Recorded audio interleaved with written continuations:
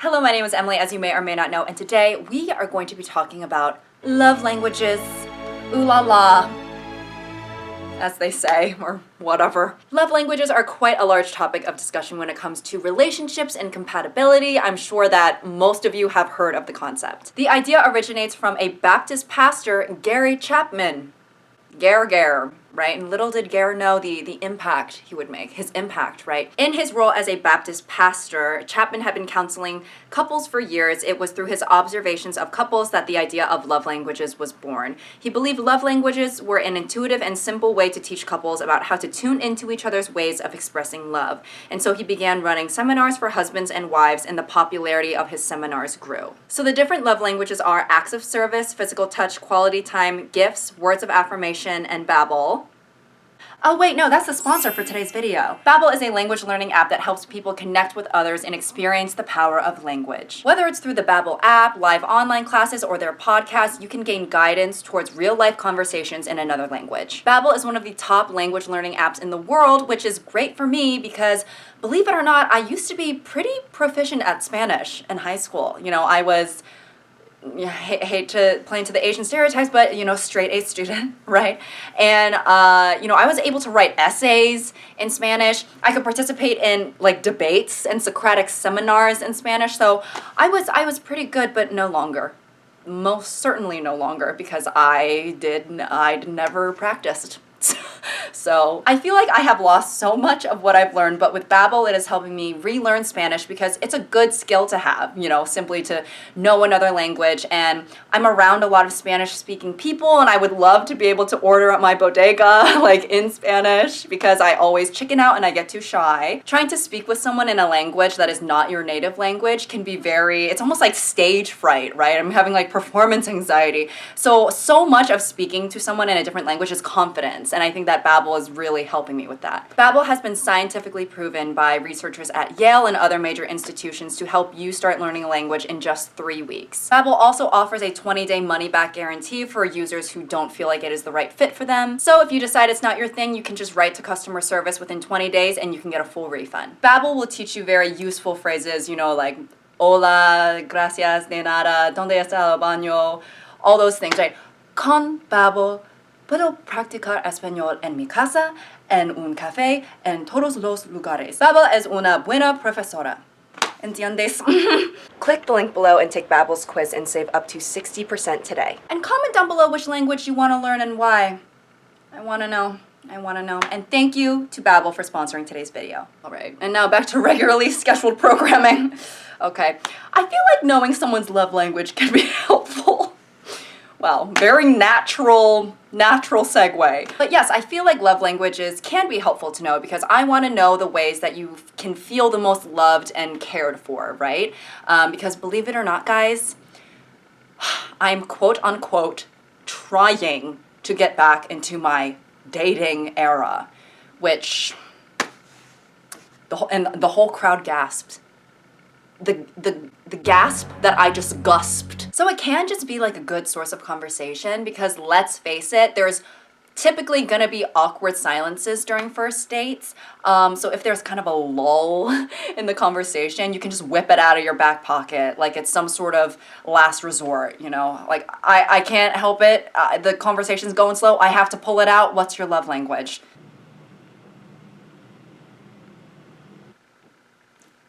So, how's your relationship with your parents?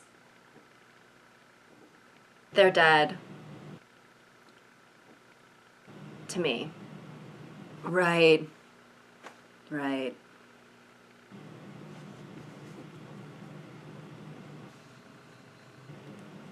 I'm gonna go to the bathroom. Oh, yeah, no, totally.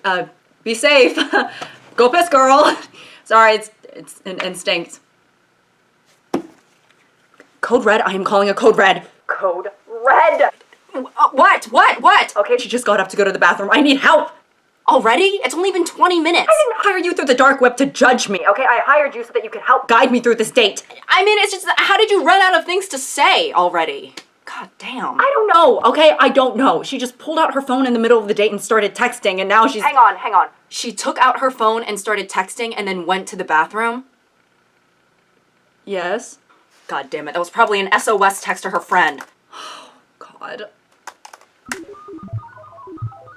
Likelihood of a second date already dropped to 3% within these 20 minutes. That is a record-breaking feat.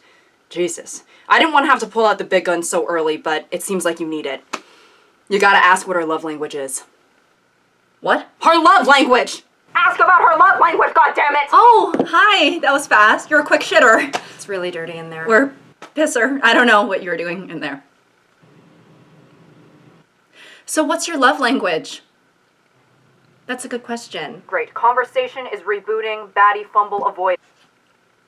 But when it comes to love languages, something that's important to note is that everyone generally needs some degree of all the love languages. It's not like you can only pick one, right? You know, it's not like, I can either hold your hand or I can get you the Tiffany necklace, okay? What do I look like to you? The goddamn love language factory? And here's the thing, maybe you should be. Chapman suggests that people typically use all the love languages, but most people tend to rely on only one love language most of the time. This is referred to as a person's primary love language. And honestly, I feel like I might have multiple primary love languages. Maybe I'm just a big greedy ass. I feel like I personally would not want to be in a relationship that completely omits any of the love languages. While we should attempt to provide for our partners in a well-rounded way, we should also note which love language they care about the most, because it probably would play into compatibility. And mind you, I'm no relationship expert.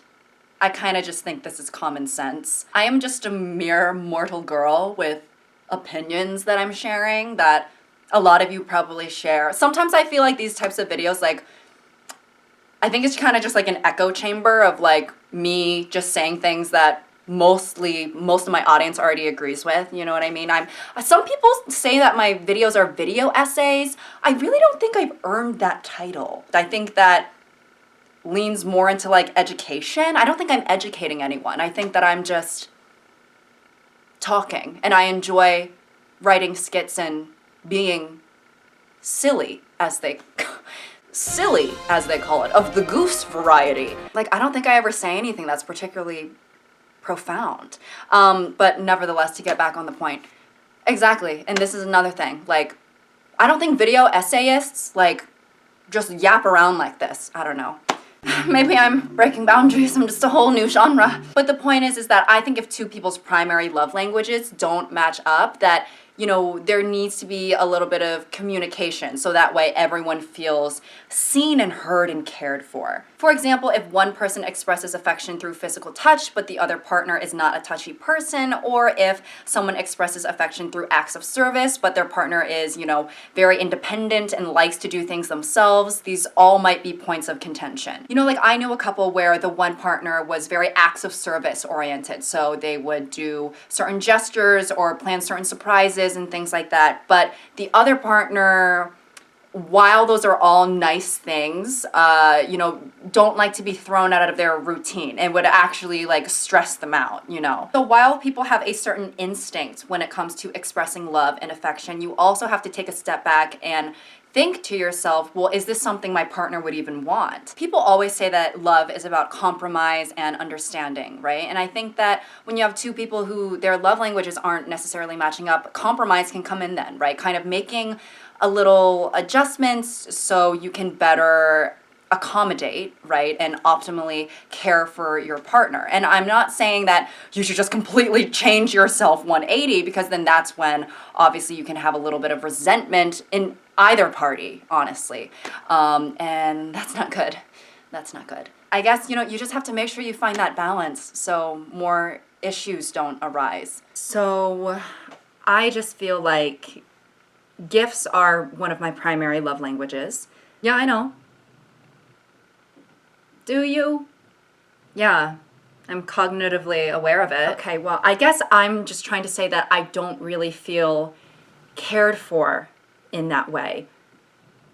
What do you mean? Well, for example, my birthday was last week, and all you got me was a DM on Instagram that was an audio message of you saying, "Today is a gift, that's why they call it the present." Yeah, it's from Kung Fu Panda. You didn't even make it up? You honestly think I came up with that?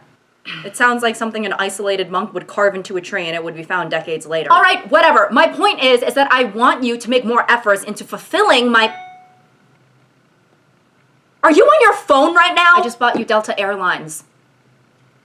What? It was the most expensive thing I could find. I don't want Delta Airlines! I'm confused, okay? I thought that your love language was gifts, so I bought you something really expensive. I don't want something expensive. It doesn't have to be expensive, okay? I just want flowers or a letter or something. Oh. Well, I don't have a gift receipt, so you may have to hop on some meetings today. For me personally, I think my love languages are physical touch and words of affirmation. But I kind of teeter back and forth on the words of affirmation because they could just be lying. But I also think that I'm kind of cheating in my mindset because when I think about one of the reasons my love language is physical touch is because, number one, I like physical touch.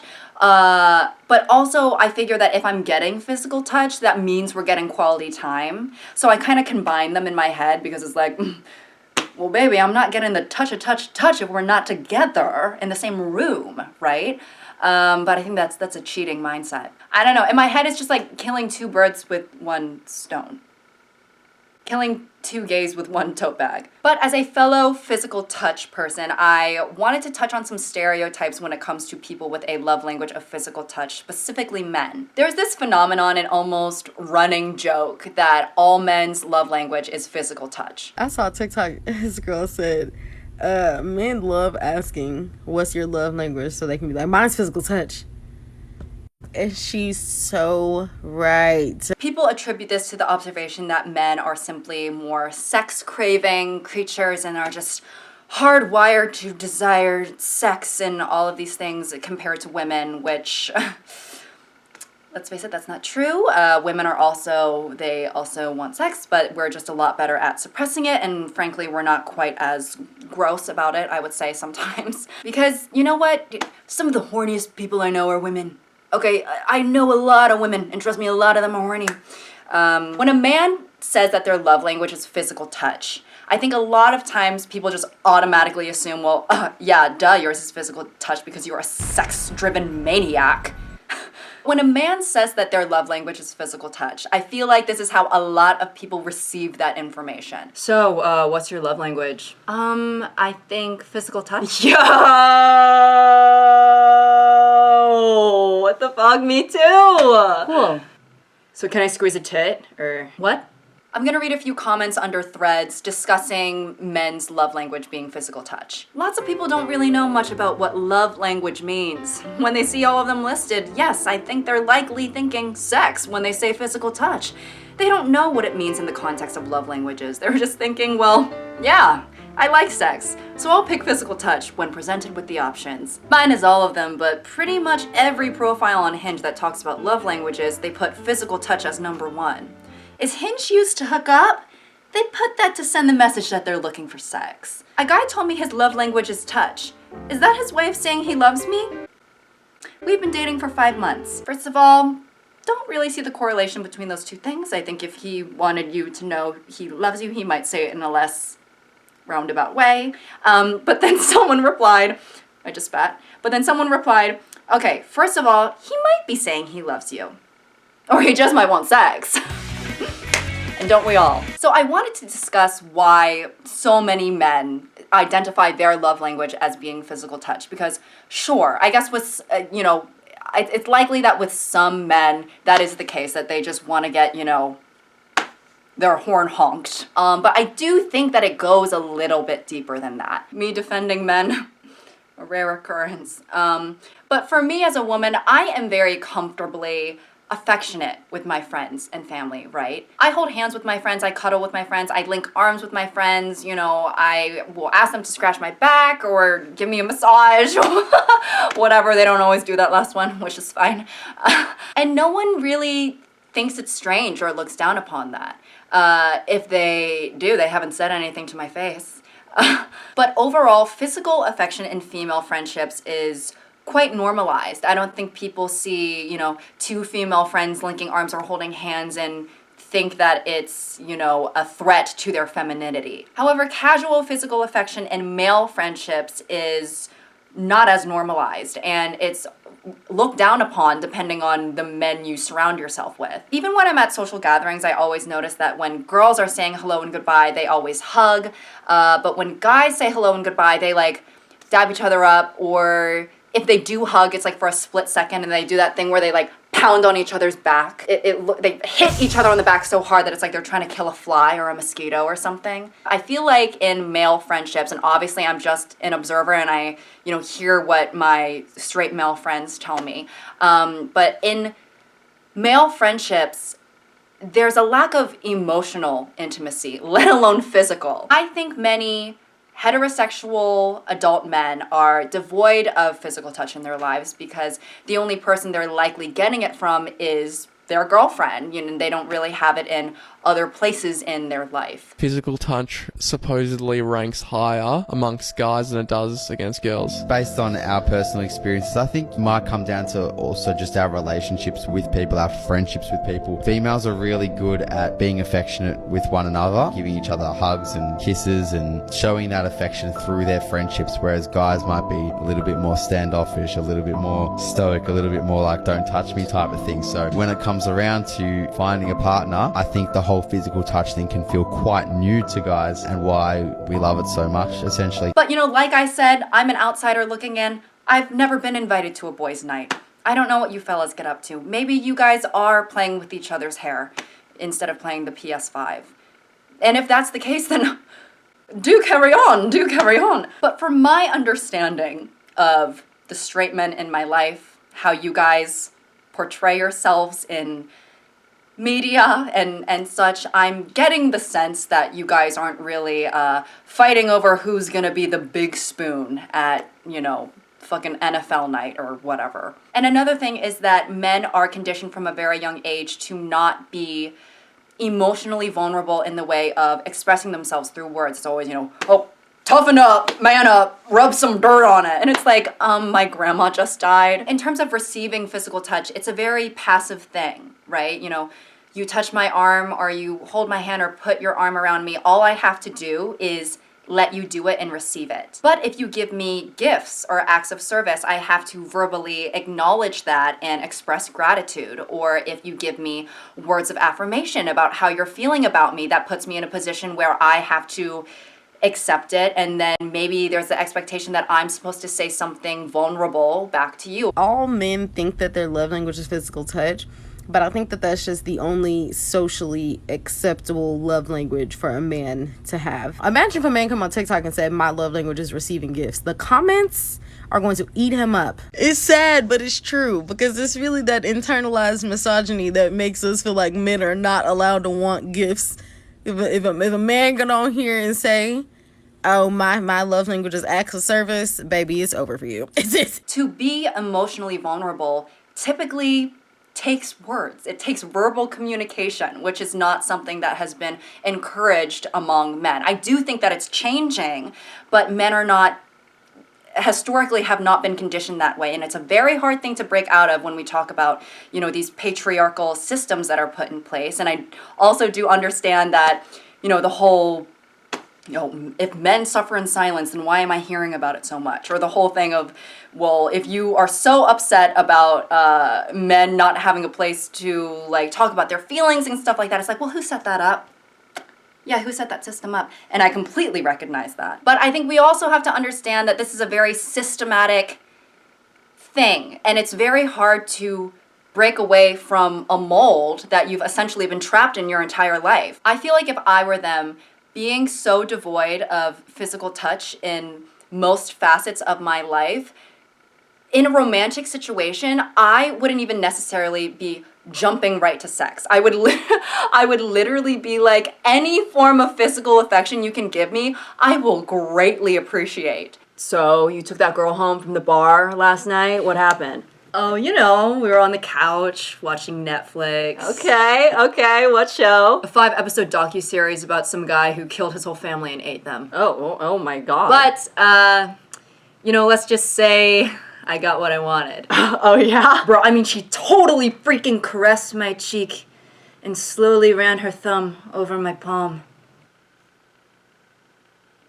What? And I've tried a position that I've never tried before. Bro, I mean, you don't need to get, like, super specific. Little spoon, baby! Ha! And I'm never going back. Bro, what are you talking about? Yeah, bro, that shit was fire. Is that all you guys did? No? Bro, come on! She kissed my forehead tenderly with the light pressure of a feather and started playing with my hair, and bruh, when she started braiding it, I was like, this shit is going down for real! Yeah, I think I love her. I don't know. I did want to just touch on that because, no pun intended, touch on that. But I feel bad for you guys. I do. I think that masculinity is a prison in many ways, and that prison doesn't allow any physical affection with in your life unless it's through a romantic partner. No, but for real, you know, if you have a bro, if you're a dude and you're watching this and you have a bro, hug him tight, okay? Real tight. Smash your pecs together in a very... Have you guys seen Challengers? Anyways, while many people think of love languages as a sign of compatibility, there's actually some evidence to show that it's not as significant as we think it is. I know I just went on this whole thing about how, you know, understanding each other's love languages can be important for compatibility, but I'm about to debunk myself a little bit, though I do still feel that way, but I am going to debunk myself a little. First of all, Gary Chapman, he never claimed that the 5 love languages was discovered through any sort of rigorous scientific process or anything. He was literally just a guy, and he was just like, I'm noticing. He has no actual credentials, and nor does he claim to, right? Also, as mentioned before, this guy was a conservative pastor. Okay, so his sample population was essentially white, heterosexual, what was that, Christian couples. You know, this guy wasn't venturing onto Fire Island to study the behavioral differences between tops and bottoms. I'm sure when he was, you know, writing all of his ideologies, he didn't really have us in mind. And by us, I mean LGBT people of color, because I mean, the LGBT part alone, I'm sure he wouldn't think we were compatible. Maybe compatible in hell. And while many people do identify with the love languages model, I think a large reason for that is because we are interpreting it through our own lens, and we're not necessarily taking into account how it was initiated. In an article from Vox, they state, as the Debunking podcast, If Books Could Kill, laid out in April 2023, most of the couple fights Chapman uses as examples tend to involve wives nagging their husbands to take care of chores. In one case, Chapman explains to a henpecked husband that while he thinks the best way to express love is through sex, physical touch, his wife only experiences love if he helps her with vacuuming, acts of service. If the husband would just help out with vacuuming once in a while, Chapman goes on, the wife will feel just as loved as the husband does when they have sex. The idea that the wife might be interested in sex but can't focus on it while never-ending housework piles up all around her is not one Chapman engages with. The most infamous of these examples comes with the case study of Anne, who goes to Chapman for guidance in dealing with her husband's cruelty. Is it possible to love someone you hate? She asks Chapman. In response, he gives her Bible passages, like thanks, about loving one's enemies, and tells her that her husband's love language is probably physical touch. In order to save the marriage, he advises her she should stop all complaints about her husband and start initiating sex at least twice a week. Thank you, Gare. So, yeah, you know, I feel like I know my audience pretty well. I get the sense that this is not a guy that we would be keying with. Now, obviously, there is some sort of validity in this model because, you know, his book has sold millions of copies. Lots of people, you know, adhere themselves in a way to this model. And despite its origins, it does give people a resource to sort of refer to and initiate a conversation about, you know, things that they need and desire in a relationship. But don't get too caught up or dependent on love languages, because ultimately this is not backed up by science. It's literally just some guy's opinions. And it's obvious he was mainly concerned with white, heterosexual Christian couples, which, let's face it, you know, a lot of us do not fit into that category. I am just saying that I don't feel seen by you. I'm looking at you right now! Jesus Christ. Please don't say that. That is disrespectful. Sorry, Mr. Jesus Christ. Okay, fine. You don't have to see me, but I would like for you to listen, okay? Whenever you're only playing Boy Genius and Mitski in the house, Here we and go I again. want to kindly suggest that we put on Charlie XCX and Chapel Rowan, and I'm immediately shut down, makes me feel bad. I'm sorry, so you two are roommates? I mean, yes, but we're a couple. Yeah, we're dating. That's why we came to you. You're a couples counselor, right? You're dating as friends? No. Close friends? I don't think close friends experience lesbian bed death. What? Bed death? Lesbian. We're a couple. I thought we made that clear. Yeah, and we've been having a lot of relationship troubles. I mean, we've barely had any sex. Well, that sounds like a good thing to me because you shouldn't even be doing it in the first place. But anyways, that is all I have for you guys today. Thank you so much for watching, and comment down below, what is your love language? I'm curious to know. I hope you all have a gorgeous, splendid, wonderful day. And until next time.